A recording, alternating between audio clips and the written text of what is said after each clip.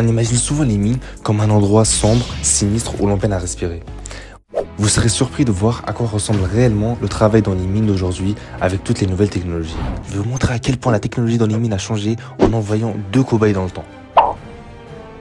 Stéphane, notre cobaye envoyé au XXe siècle, portera une salopette en toile, une chemise et des bottes lourdes. Ces vêtements ont une protection assez limitée contre les dangers, chaleur, produits chimiques ou les éclats de roche dans les mines.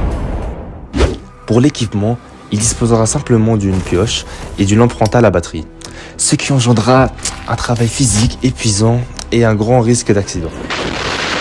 Malik, lui, a maintenant le droit à une combinaison ignifugée qui résiste aux produits chimiques et des gants qui protègent ses articulations.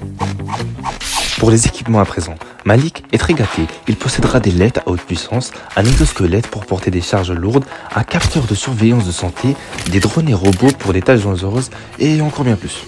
En premier lieu, pour l'extraction des minerais, ça va être un peu plus compliqué pour Stéphane qui va utiliser des explosifs traditionnels pour briser la roche, une méthode très imprécise et dangereuse. Pour Malik maintenant, lui, ça va être beaucoup plus simple. Il va utiliser des foreuses intelligentes et des robots d'extraction contrôlés à distance qui a comme avantage une extraction plus précise avec aucun risque pour les travailleurs. Pour se déplacer, Stéphane n'aura droit qu'à des simples wagonnettes poussées manuellement. Malik se servira plutôt de camions autonomes ou d'autres véhicules électriques remplis de gadgets utiles et qui le gardent en sécurité. Pour s'orienter, Stéphane et ses collègues utilisent des cartes dessinées à la main, des boussoles ou des cordes s'il est moins chanceux.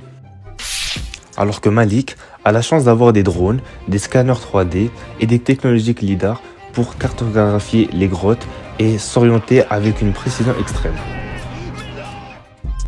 Ça évite de se perdre dans des grottes. N'est-ce pas, Stéphane?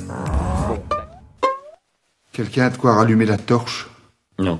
Alors, vous en pensez quoi de la différence de technologie utilisée dans ces deux siècles? Bon, je pense quand même qu'on a tous la même préférence.